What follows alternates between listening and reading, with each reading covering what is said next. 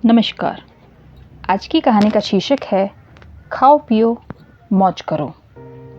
ये कहानी विष्णु पुराण से ली गई है। देवताओं की सर्वत्र आदर सम्मान तथा प्रतिष्ठा होती रहती है। उन पर कभी विपत्ति पड़ने पर ब्रह्मा विष्णु महेश तक सहायता करते थे। ये सब देखकर असुरों ने सोचा, हम भी अपने आचार विचार देवताओं जैसे करते हैं ताकि हमारी भी प्रतिष्ठा बढ़े तथा त्रय महादेव एवं त्रय महादेवियाँ हमारा विरोध ना करें, हमारे साथ सहयोग करें, हमारा मान करें, इन सब की दृष्टि में हम भी सम्मानित हों।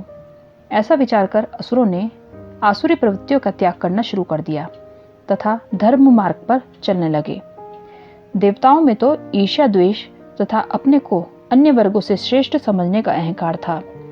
अब असुरों ने दुष्प्रवृत्ति को त्यागा और स्वभाव से सबके साथ विनयपूर्वक व्यवहार और धर्माचरण करने लगे। असुरों के इस कार्य और विचार से उनकी प्रतिष्ठा बढ़ने लगी और वे देवताओं के बराबर प्रतिष्ठा पाने लगे। कभी कभी तो देवताओं से भी अधिक सम्मान उन्हें मिलने लगा। देवता इससे बड़े चिंतित हुए। कहाँ तो मान सम्मान में उनका एकाधिकार था और अब सौतेले भाई भी उनकी बराबरी में आने लगे। देवताओं के द्वेष भाव जागा।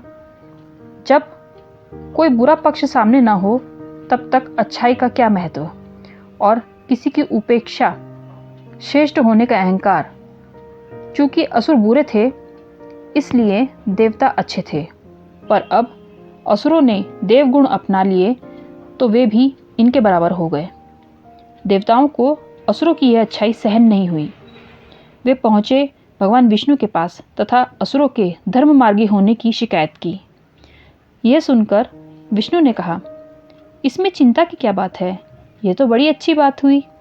जो असुर तुम्हें सताते थे, तुम पर आक्रमण करते रहते थे, तुम्हें शांति से जीने नहीं देते थे, वे अब सब सन्मार्गी हो गए हैं, किसी को दुख नहीं देते, तुम्हारे शत्रु अच्छे आचरण वाले हो गए हैं। यह तो तुम सबके लिए बड़ी प्रसन्नता की बात है। देवेंद्र ने कहा, प्रभु यह तो ठीक है, पर उनके आचरण से हमारी श्रेष्ठता समाप्त हो रही है। वे भी हमारे समकक्ष हो रहे हैं। भूलोक में उन्हें भी प्रतिष्ठा मिल रही है। हमारी सत्ता को कोई चुनौती देने वाला भले ही ना हो, पर हमारी बराबरी का कोई हो जाए, वह भी अपना शत्रु ही। यह तो दुख की बात है। इसलिए प्रभु कोई उपाय कीजिए कि उनकी प्रतिष्ठा ना बढ़े। देवताओं की बात सुनकर विष्णु हंसे, बोले, तो ये बात है, दूसरों की बढ़ती हुई प्रतिष्ठा का दुख तुम सबको है। ठीक है, मैं इसके लिए कुछ उपाय करता हूँ। एक माया पुरुष का सृजन करो, उसे भूलोक भेजता हूँ। वहां जाकर जैसा उचित होगा वह वैसा ही करेगा। देवगण आश्वस्त होकर चले गए। भगवान विष्णु ने एक माया पुरुष का सृजन किया और उसे पृथ्वी पर भेजा। आर्यवर्त में यह चारवाक के नाम से प्रसिद्ध हुआ। चारवाक जब बड़ा हुआ तो उसने देखा कि यहाँ के लोग न जाने किस दिव्य स्वप्न में जीते रहते हैं, जो कहीं दिखाई नहीं देता। उसको पाने की लालसा में अपना वर्तमान जीवन कष्ट में बिता रहे हैं। सब के सब देवता तथा ईश्वर के चक्रव्यूह में फंसे हैं। उन्हें वर्तमान जीवन तथा यह संसार सब कुछ दुख भरा लगता है तथा जिसे देखा नहीं उसके बारे में जानते नहीं, जो केवल उनकी कल्पना में बसता है, उस ईश्वर और स्वर्ग को पाने के लिए ये सब अपने वर्तमान जीवन को ही नरक जैसा भोग रहे हैं। उसने संकल्प किया कि देवता, ईश्वर, आत्मा, परमात्मा, स्वर्ग, नरक के दुष्चक्र को तोड़ना होगा। उसने वेदों, शास्त्रों, उपनिषदों, ऋषि वाक्यों सबको झूठा कहा और यह घोषणा करता फिरा कि यह सब कुछ नहीं है, केवल हमारी कल्पना की उपज है। यह संसार सत्य है, इसमें जो कुछ है वही सत्य है, इसके ऊपर आकाश में कुछ नहीं है। उसके तर्क और विवेचन से लोग प्रभावित होने लगे। लोगों ने उसे ऋषियों जैसा सम्मान दिया। उसके नए विचारों का प्रभाव बढ़ने लगा। लोग वेद, पुराण, स्वर्ग, नरक को झूठा समझने लगे। चारवाक की विचारधारा स्थापित होने लगी। वह कहता था, देव ईश्वर कुछ नहीं है, यहाँ का सब कुछ तथा यह संसार प्रकृति की देन है। सब शून्य आकाश में पृथ्वी, जल, वायु, अग्नि के संयोग से जीवन तथा वनस्पतियों का निर्माण होता है। इसी के संयोग से सब में चेतना आती है। वही जब विखंडित हो जाता है तो फिर सब शून्य में मिल जाता है। इसी को जन्म और मरण कहते हैं। प्रकृति में यह निर्माण ध्वंस बराबर चलता रहता है। ना कोई कहीं से आता है, ना कोई कहीं जाता है। प्रकृति का सारा खेल यही होता रहता है। इसलिए ईश्वर, देवता, स्वर्ग, नरक, वेद, शास्त्र आदि की किसी कल्पना में मत जियो।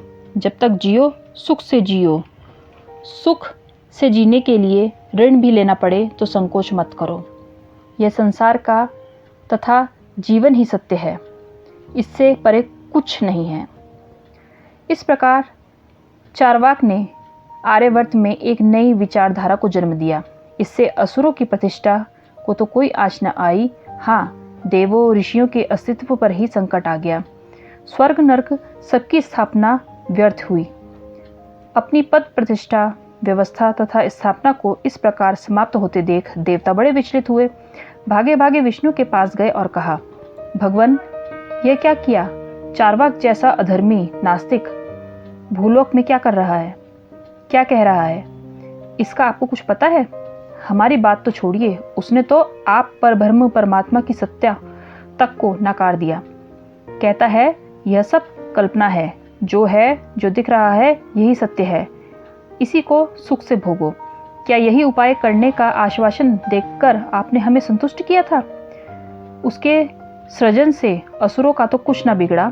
भूलोक में मानवों में जो हमारी प्रतिष्ठा थी तथा जो आपकी सत्ता थी, उसने उस सब को झूठ कर दिया।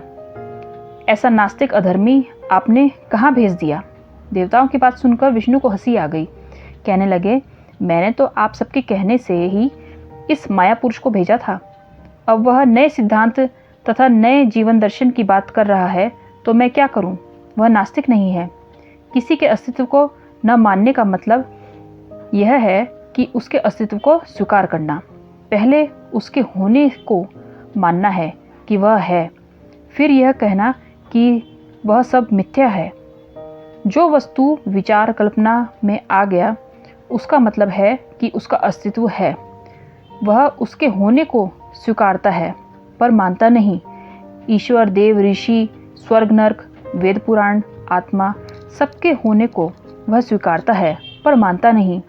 यही विचार का भेद है। यह उसका तर्क हो सकता है, उसका विचार हो सकता है, पर सब कुछ होने का कहीं न कहीं काल्पनिक रूप में ही सही वह स्वीकार तो कर रहा है।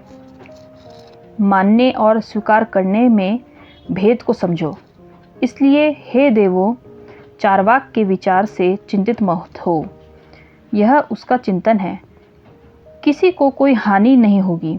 जैसे देवलोक में भले बुरे विचार वाले हैं, सुरी आसुरी वृत्ति के लोग हैं, वैसे ही भूलोक में भी सब विचारधारा, स्वभाव तथा चिंतन के लोग हैं। सृष्टि में यह विभिन्नता निरंतर बनी रहेगी। इससे चिंतित मत हो। अपने आचार विचार पर ध्यान दो। यही श्रेष्ठकर मार्ग है। आपको ये कहानी कैसी लगी? कमेंट बॉक्स में ज़रूर बताएं और चैनल को सब्सक्राइब करें। Thank you.